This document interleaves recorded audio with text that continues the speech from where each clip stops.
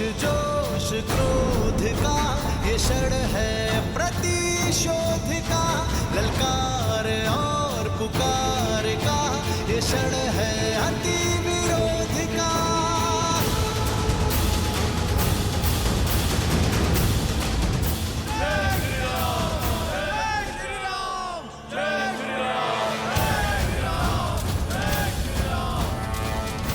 राम राम राम, जिस राम की रट से लंका का तट गूंज रहा है, कायर है तुम्हारा वो राम।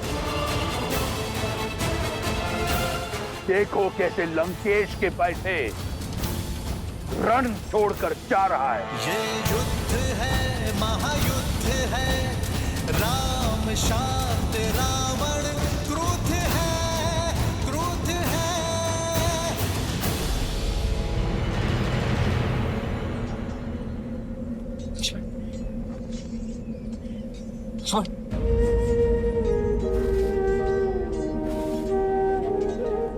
लक्ष्मण, लक्ष्मण मेरे भाई उठो। लक्ष्मण, लक्ष्मण,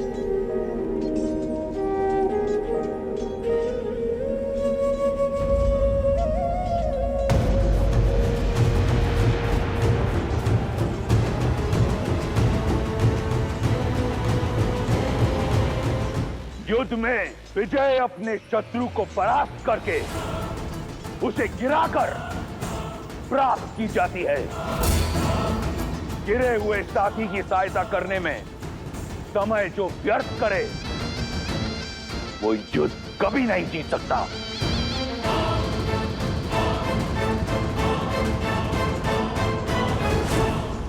सीता, लंकेश तो युद्ध भूमि में मृत्यु बनकर छाए हुए हैं। उनके रुदन मात्र से सैकड़ों वानर मूर्छित होकर बिना युद्ध किए युद्ध भूमि में गिर पड़े।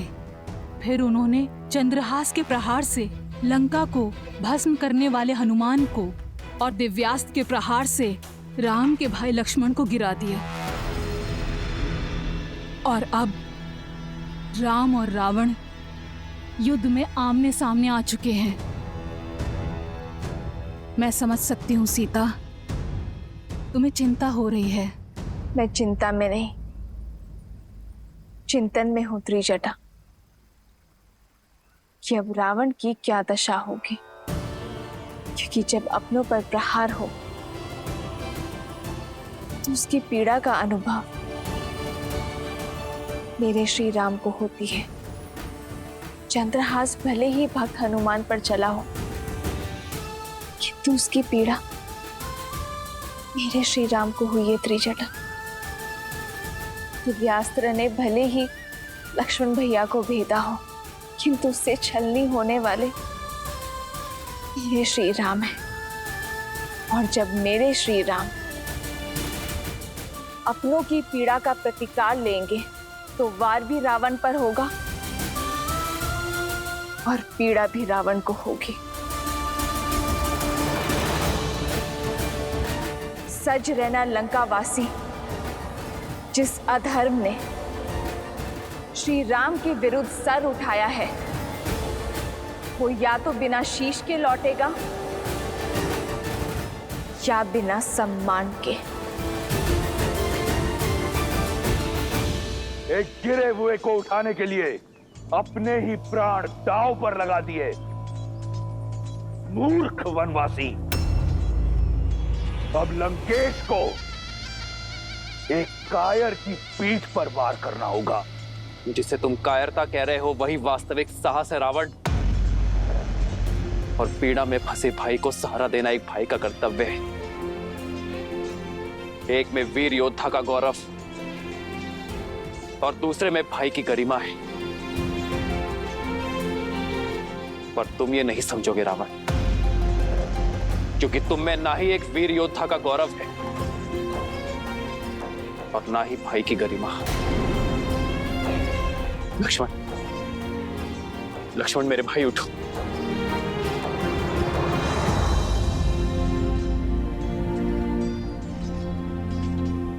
लक्ष्मण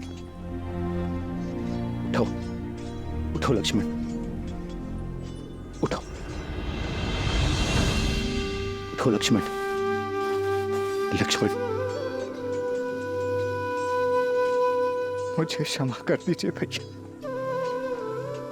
मैंने आपको, अपने आप को निराश कर दी। कैसी निराशा लक्ष्मण? तुमने तो मुझे गर्वित किया है। गर्व है मुझे तुम पर, तुम्हारे शौर्य पर। तुमने उसका डटकर सामना किया जिसके आगे काल भी पराजित हो गया। उठो लक्ष्मण, उठो।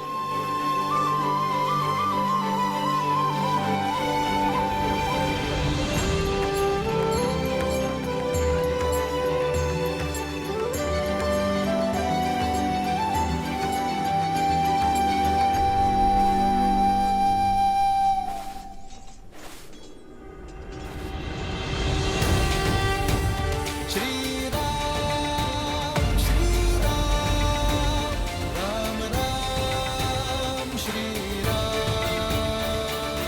तुम्हारा शौर्य देखा मैंने। वीर हनुमान और लक्ष्मण का सामना करना एक सामान्य योद्धा के बस में नहीं, और फिर पीठ पीछे प्रहार करने का अवसर था तुम्हारे पास, तुमने वो भी नहीं किया। इसका कारण है, यदि मैं तुम्हारी पीठ पर वार करता तो तुम्हारे मुख पर पीड़ा देखने का आनंद मुझे प्राप्त नहीं होता। और शत्रु की पीठ पर वार करना रावण के अभिमान के विरुद्ध है। क्या बखान देता मैं सीता को तुम्हारी मृत्यु का, इसलिए प्रतीक्षा की।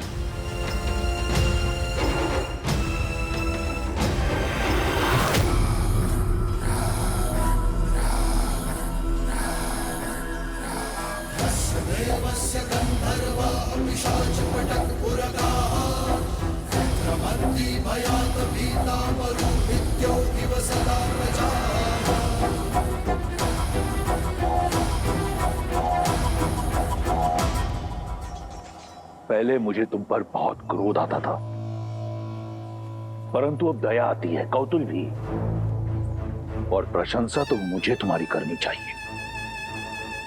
मैं अपना लक्ष्य साधूं से पूर्व तुमने अपनी प्रशंसा की ढाल तैयार कर ली। क्या सोचा मेरी मीठी मीठी प्रशंसा कर सीता तुम्हें एक बार फिर मिल जाएगी? पहले संधि का प्रस्ताव और अब प्रशंसा। तुमने मुझे घोर अचंभित कर दिया है वनवासी। अचंभित तो तुमने मुझे किया है राक्षस राज, जिसने अपनी शक्ति और भक्ति से तीनों लोक जीते, 10 दिशाओं में मान बनाया, जिसने अपने शौर्य के बल पर यमलोक पर विजय पताका लहराई। वो लंकापति राक्षस राज रावण आज सब कुछ खोने को तत्पर है। वो भी केवल अपने स्वार्थ के लिए, केवल अपने अभिमान के लिए। सही कहा तुमने, अभिमानी हूं मैं, परंतु अभिमान बल से, शक्ति से अर्जित किया जाता है। इस विषय में तुम क्या जानो वनवासी? तुम्हारे पास रहने को घर तक नहीं है। मित्रों और सहयोगियों के नाम पर कुछ वानर और मूर्खतावश देखो तुम दशानन से बैर कर बैठे।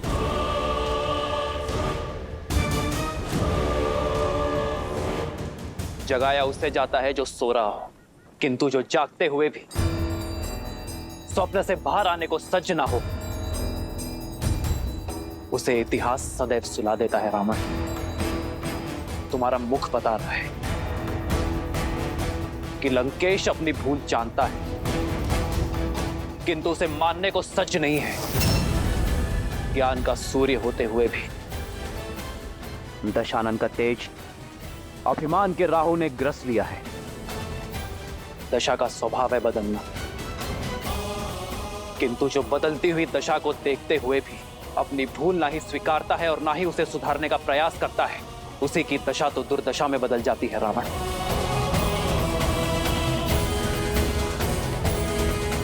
अब तुम्हारी दुर्दशा आरंभ हो गई है राक्षस राज। प्रतीत होता है कि कई वर्षों से तुमने अपना प्रतिबिंब नहीं देखा। आओ, तुम्हें दर्पण दिखाता हूं। राजा राजा कहलाते हो, परंतु निष्कासित हो। राजकुमार हो, परंतु वल्कल पहनते हो। स्वयं को योद्धा मानते हो, परंतु युद्ध भूमि में पीठ दिखाते हो। पत्नी को खो दिया, प्रजा को खो दिया, राज को खो दिया, और कहते हो कि दुर्दशा मेरी आरंभ हो रही है।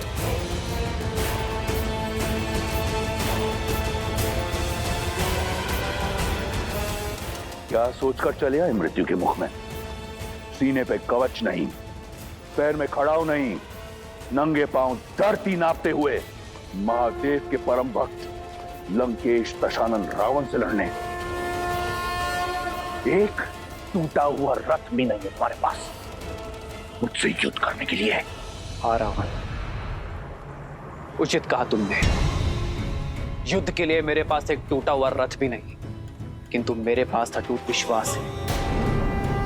तुम्हारी सोने की लंका अभेद थी, सेतु बनाकर भेद दी।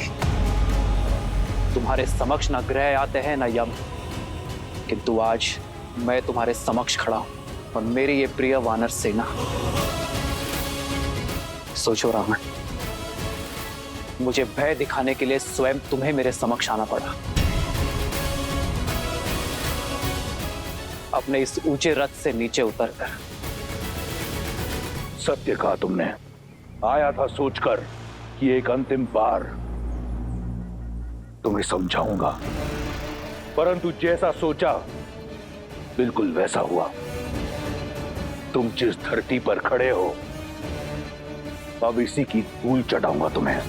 रावण जिस ऊंचाई पर है, पहले उस ऊंचाई पर आओ, फिर युद्ध करना।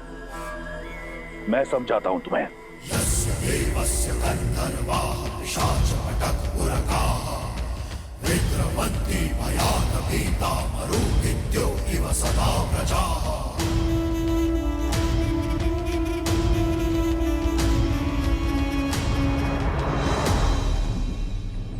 जय श्री राम। जय श्री राम। ये हनुमान अब क्या करने वाले हैं?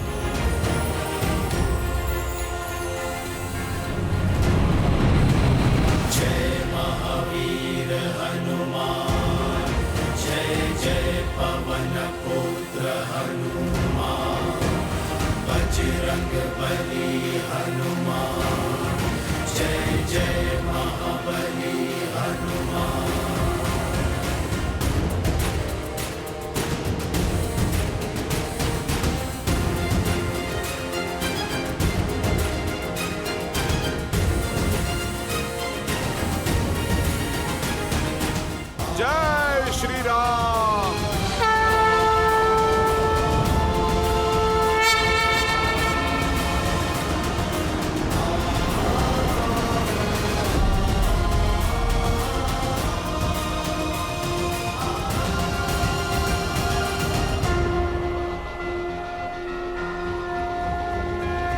श्री गुरु चरण सरोज रज। प्रभु, आपका सेवक आपका योद्धा बनके लड़ने का सौभाग्य पा चुका है। प्रभु, बस आप मुझे अपना रथ बनने का भी अवसर दें।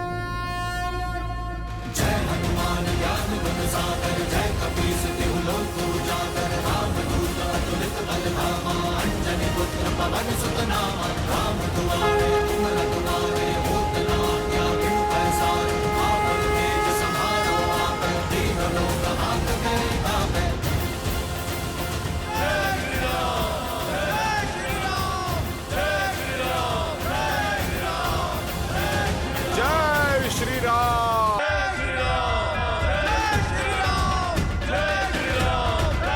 लंकेश, अब तो तुम्हें कोई समस्या नहीं है ना? अब तो मेरे प्रभु श्री राम के प्रताप की भांति स्थान भी तुमसे ऊंचा हो गया है। अद्भुत दृश्य है। एक नर जो नारायण बनने का ढोंग रच रहा है और एक वानर जो अपनी माया से सब कुछ भस्म कर देता है। अद्भुत जोड़ी है तुम्हारी। तुम्हें युद्ध नहीं, मनोरंजन करना चाहिए। राम, तुम मदारी क्यों नहीं बन जाते? अपने इस मरकट के साथ संपत्ति कमाओ, धन कमाओ। ऊंचाई पर आ जाने से एक वनवासी राजा नहीं बनता। यदि स्वयं को समान मानते हो, स्वयं को वीर मानते हो, तो आओ मुझसे युद्ध करो, दिखाओ अपना बल और संभालो मेरा प्रहार। आज मैं तुम्हें और तुम्हारे रथ बने वानर दोनों को ढेर कर दूंगा। सावधान! राम शांत रावण क्रुद्ध है श्री राम रण की बेला में धरे जो धीर है। आएगा प्रलय बरसने वाले तीर है। धर्म के संग अधर्म के विरुद्ध है। ये युद्ध है, महायुद्ध है।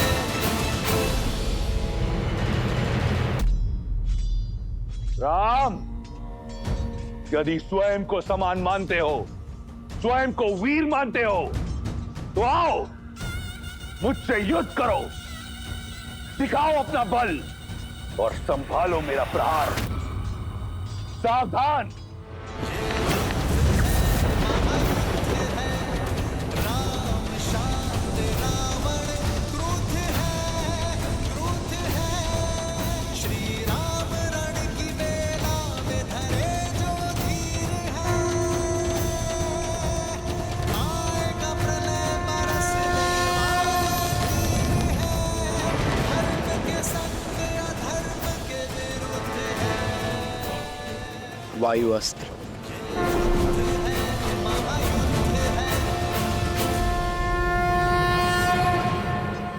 क्षमा करना नारायण।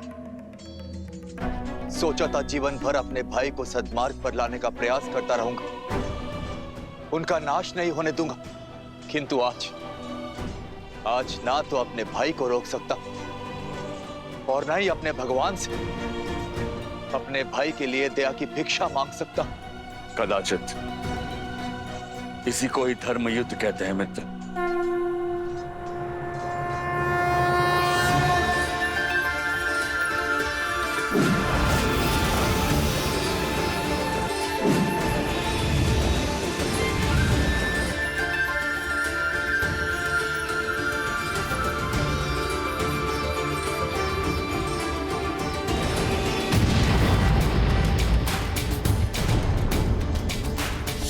रामचंद्र कृपालु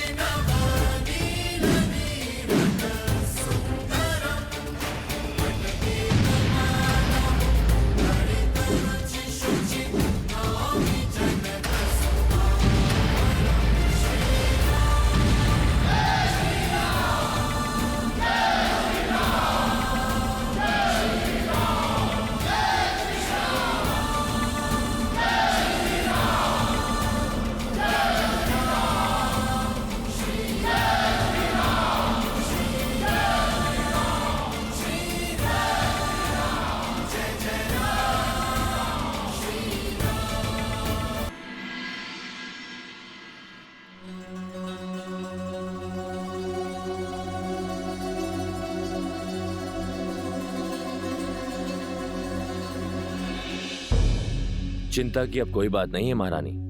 युवराज के स्वास्थ्य में बहुत सुधार आ रहा है और वो शीघ्र ही स्वस्थ हो जाएंगे।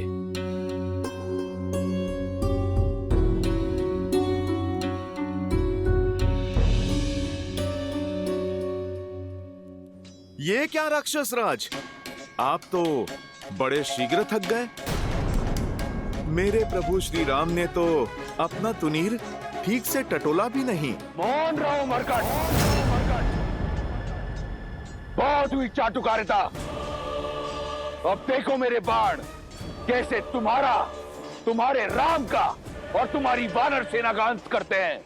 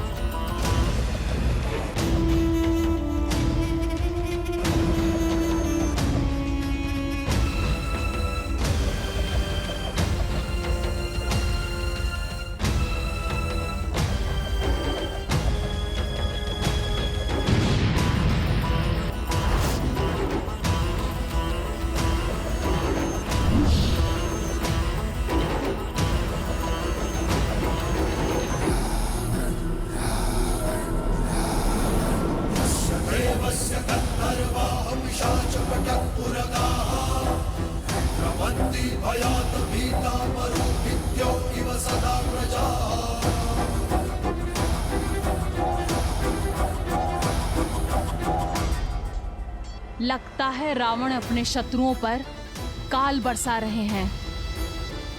ये सूर्य को ढकने वाले बाण उन्हीं के हैं।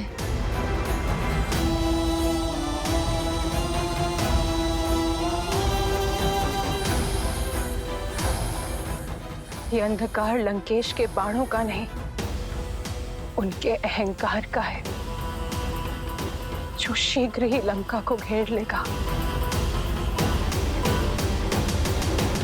मेघों को भ्रम होता है कि उन्होंने सूर्य का मार्ग रोक दिया, पर ऐसा होता नहीं है त्रिजटा। सूर्यवंशी श्री राम के तेज के आगे रावण के अहंकार को घुटने टेकने ही होंगे।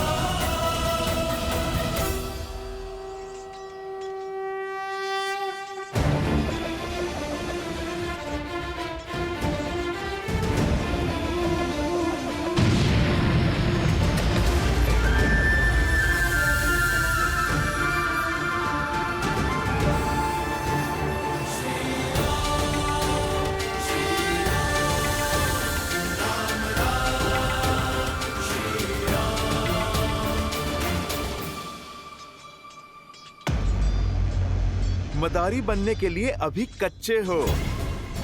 तुम तो अपनी माया को कुछ क्षण तक भी नहीं टिका पाए।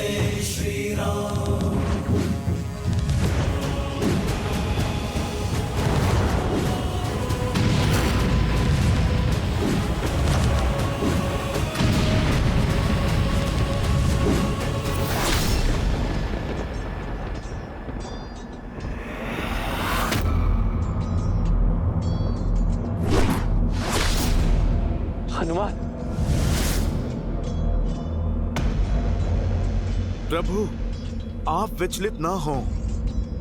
आपका रथ नहीं डगमगाएगा। मेरे प्रभु के लिए सहना ये प्रहार तो प्रसाद है मेरे लिए।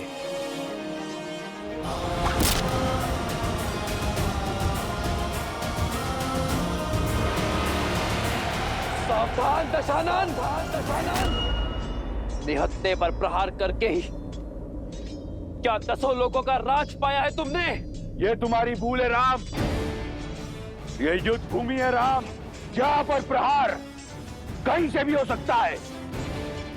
योद्धा को शत्रु के प्रहार के लिए सज्ज होना चाहिए और परास्त होने के लिए भी। पीड़ा का आभास तो अब तुम्हें होगा लंकेश। मैं दशरथ नंदन रघुवंशी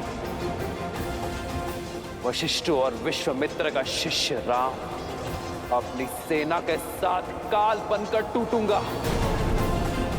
तुम्हारा और तुम्हारे सभी अधर्मी पुत्रों का, तुम्हारे मित्रों और तुम्हारे समस्त कुल का सर्वनाश करूंगा।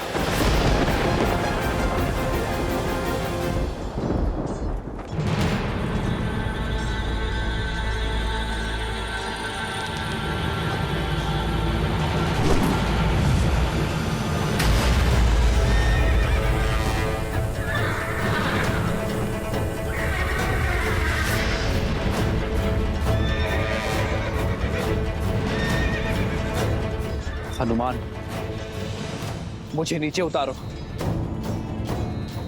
आज ये वनवासी इस महाज्ञानी को एक पाठ पढ़ाएगा। आक्रोश जोश क्रोध का ये क्षण है प्रतिशोध का। ललकार और पुकार का ये क्षण है अति विरोध का। वानरों की सेना अब तो तैयार है। जय श्री राम।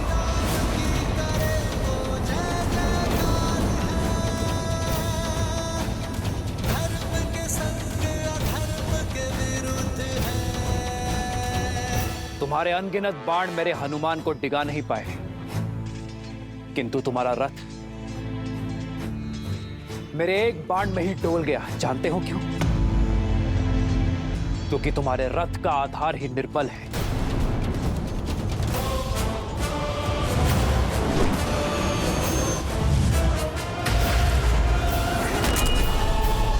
जानते हो एक राजा का रथ क्या सिखाता है? एक राजा के रथ का आधार होता है धर्म, और धर्म के रथ के पहिए शौर्य और धैर्य का प्रतीक होते हैं। किंतु तुम जैसे निहत्ते पर वार करने वाले पापी को न शौर्य सहारा देता है और न ही धैर्य।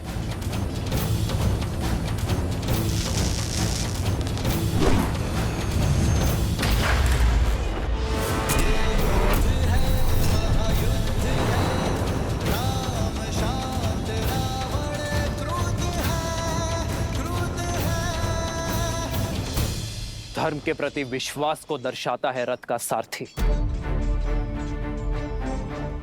बल और विवेक होते हैं रथ के अश्व, जिनके सहारे एक राजा का रथ आगे बढ़ता है। पर एक अधर्मी के पास वो शेष नहीं बचते।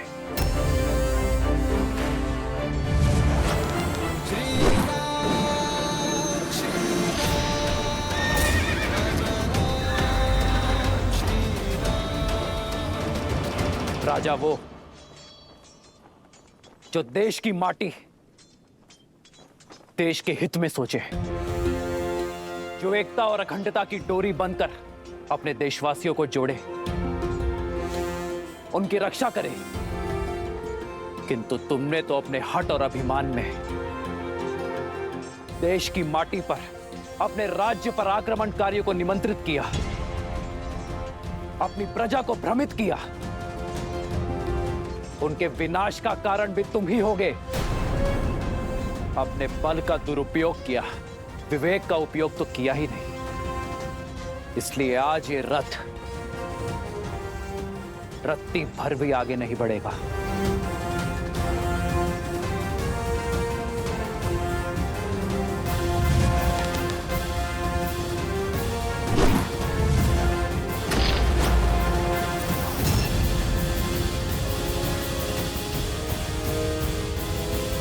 रथ की पताका सत्य का प्रतीक होती है। वो सत्य जिसे जानकर भी तुम अपने अभिमान में स्वीकारना नहीं चाहते। और एक अभिमानी के साथ सत्य नहीं रहता।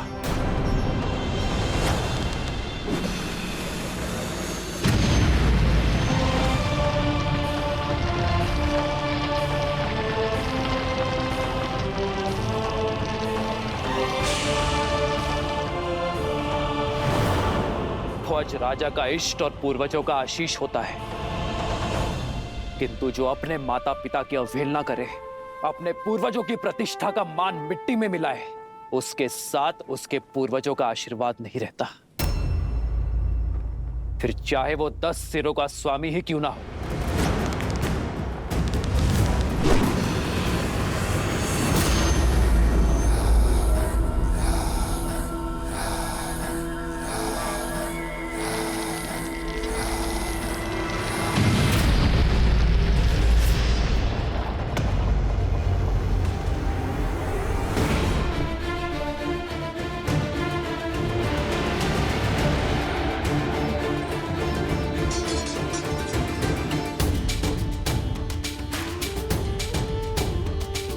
श्री रामचंद्र कृपालु भजु मन हरण भव भय दारुणम्। श्री रामचंद्र कृपालु भजु मन हरण भव भय दारुणम्।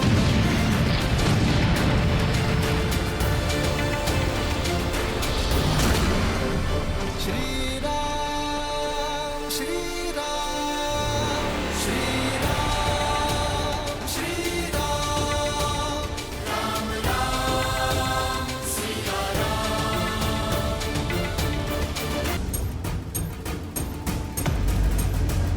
जो राजा कर्म के स्थान पर कुकर्म को अपनाता है, उसका यश भी धराशायी हो जाता है और वो स्वयं भी धरातल पर आ गिरता है। लंकेश, तुमने पूछा था ना कि प्रभु श्री राम अपनी पत्नी को कैसे पाएंगे। अब आशा है कि तुम्हारी हर एक शंका मिट गई होगी। तुमने हर उत्तर पा लिया होगा। उत्तर तो मैं दूंगा, जिसका प्रति उत्तर ना तुम दे पाओगे और ना तुम्हारा राम।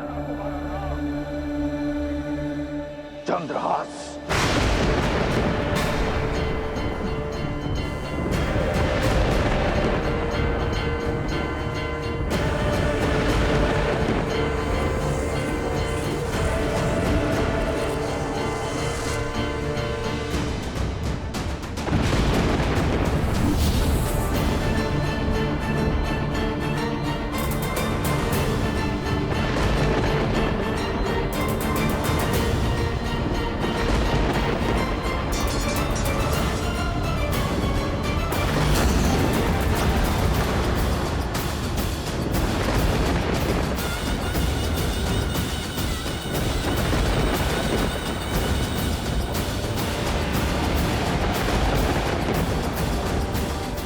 मेरे चंद्रहास के वार से तुम तो बच गए थे वानर,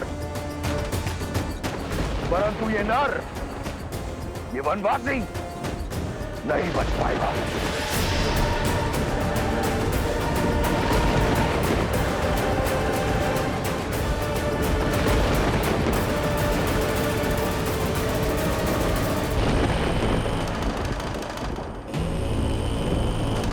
प्रभु श्री राम भी हनुमान की ही भांति महादेव के दिए इस अस्त्र के आदर में शस्त्र नहीं उठाएंगे। पर दशानन भाई, प्रभु श्री राम पर चंद्रहास संधान करने से चूकेंगे नहीं।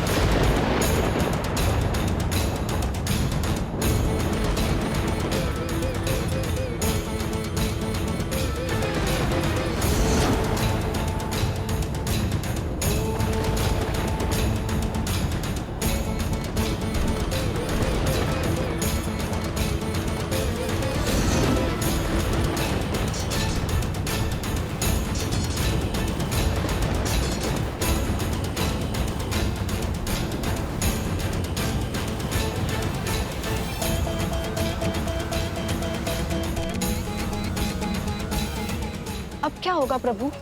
ये कैसी विचित्र दुविधा है। यदि श्री राम अपने आराध्य के अस्त्र की मर्यादा रखते हैं तो ये उनके इस अवतार का अंत होगा। और यदि वो चंद्रहास को रोकते हैं तो अपने आराध्य के अस्त्र का अपमान करने का कलंक पाएंगे। दोनों ही परिस्थितियों में धर्म हार जाएगा।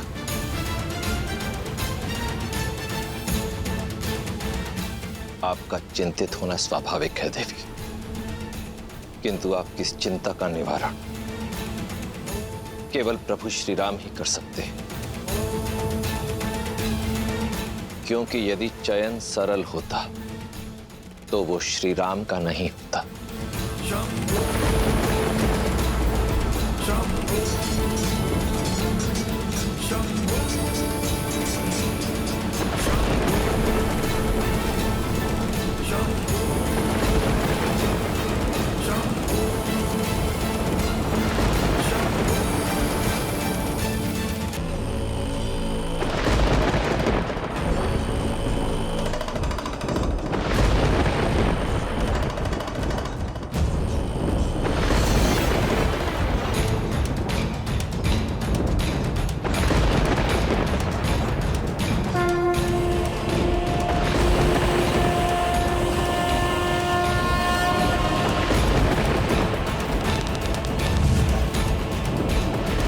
क्षमा महादेव,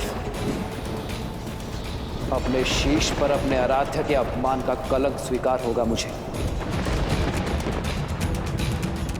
पर अधर्म की विजय होने नहीं दे सकता। इस धर्म युद्ध में यदि आपका अस्त्र रावण के अधर्म का साथी होगा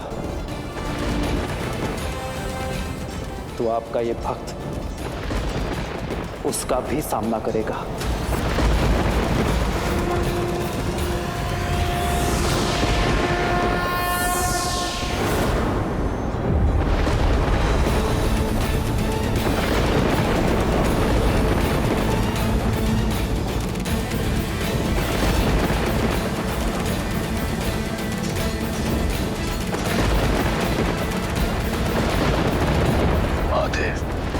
चंद्रहास कहाँ गया?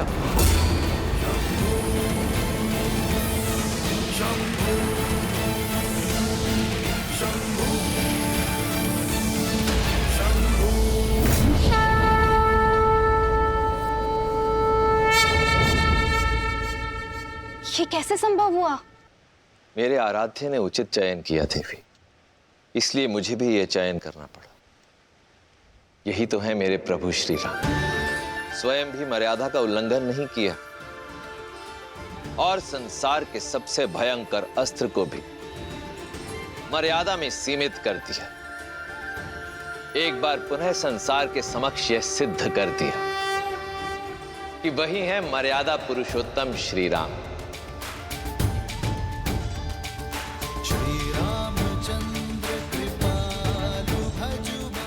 धर्म एव हतो हन्ति, धर्मो रक्षते रक्षितः, तस्माद् धर्मम न त्यजामि, मानो धर्मो हतो वधीत। जो धर्म का नाश करता है धर्म उसका नाश कर देता है, जो धर्म की रक्षा करता है धर्म उसे सुरक्षित रखता है। इसलिए मरा हुआ धर्म का हीन हमें ना मार डाले, इस सोच से धर्म का हनन नहीं करना चाहिए।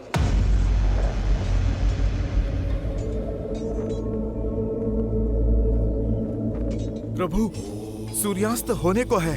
इस दुष्ट के पापों का दंड आप इसे शीघ्र ही दे दीजिए। अंत कर दीजिए इसका।